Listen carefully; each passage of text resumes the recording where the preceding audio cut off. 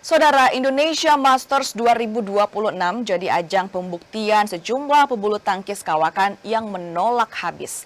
Di lain sisi, turnamen level Super 500 BWF ini juga jadi saksi kehebatan calon penguasa bulu tangkis dunia seperti juara tunggal putra Alwi Farhan. Yang tua yang bangkit, yang muda berjaya. Itulah gambaran singkat yang terjadi di Indonesia Masters 2026. Sejumlah pemain senior mulai memperlihatkan tanda-tanda kebangkitan guna ramaikan persaingan elit dunia. Sebut saja ganda putri Arisa Igarashi yang berpasangan dengan Miyu Takahashi. Meski harus mundur di final, pemain asal Jepang membuktikan diri belum habis. Ada pula ganda campuran Denmark Mathias Christiansen, Alexander Boje. Christiansen yang sempat setahun dilarang bertanding dari Badan Anti-Doping Denmark berhasil melangkah ke final meski gagal juara. Angin kedua juga sempat didapat mantan ratu bulu tangkis dunia, Nozomi Okuhara. Okuhara siap kembali mengorbit setelah mampu menjejak semifinal Indonesia Masters. Sementara itu, Istora di awal tahun jelas jadi pembuktian para jago tepok bulu muda.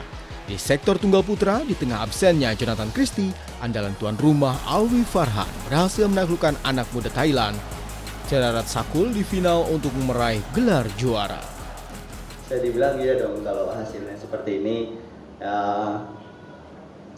kalau slogan saya itu Gen Z siap unjuk gigi.